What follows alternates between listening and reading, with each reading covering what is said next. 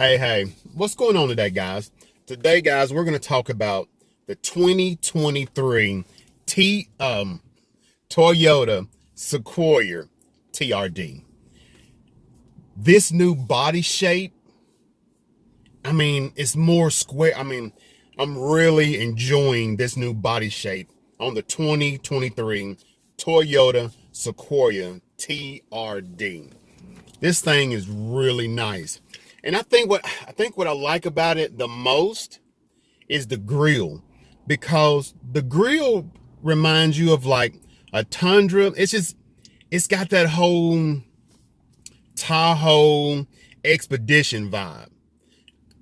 Honestly, before now, I was getting kind of the minivan van vibe because it was a little more rounder. And now that they've done squared it up, yeah, it's right up there with the rest of them. Now, one thing they did take away this year, it's no longer a V8, but they gave you more horsepower. Like 2022, the Sequoia was like 380 horsepower.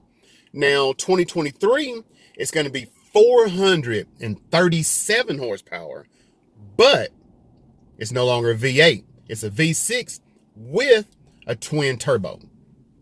Now, everything's changed a little bit. You can get more. You can just get more for the buck right now, because on a full tank of gas, you get more city miles, you get more highway miles. I like it. I think the upgrades they did to it, I think are really nice.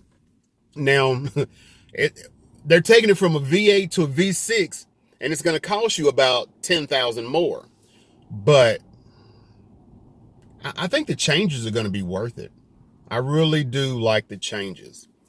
Now, you're looking at around $77,500 for the new 2023 Toyota Sequoia TRD. They say Pro, but I don't really know what the difference is. I looked, I really couldn't find anything that made me think it was a Pro. They got Sport, they got different ones, but I don't know. I just really couldn't see it. But the main thing about it, and what this review is on, is the TRD. I'm really liking the TRD.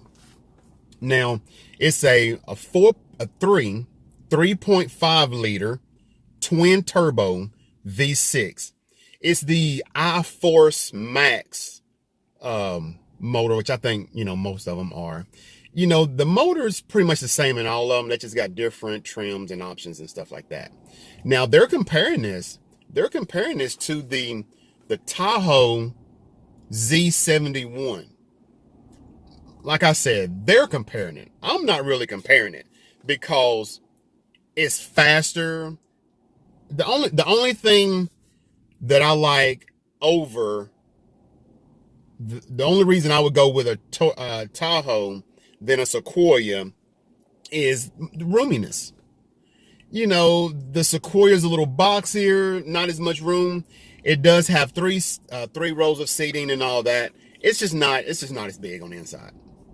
That's just plain and simple. It's just not as big. But other than that, you got to think of the longevity that you get with Toyota.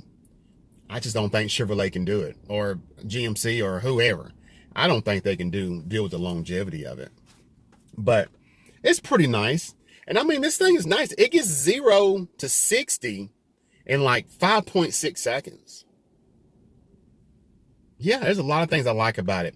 Quarter of a mile in 14.3 seconds, and that's up to 94 miles an hour. But dealing with all of that, you've got 18-inch wheels on it. You got 33-inch tires. I personally think they should have went to the 35s, but they didn't. They're 33s, which are okay. Which I prefer 37s. What's on the new Bronco and the Jeeps and stuff. But that's neither here nor there. But now the tow package on it, This thing can tow almost 10,000 pounds. It tows like 9,000 and a little bit, but and it's not that bad. The base weight on this is like 6,000, and it can tow more than it weighs. So that's pretty good. And then you got, the gross weight, it's like 7,000 something, but yeah, I mean, they're comparing it.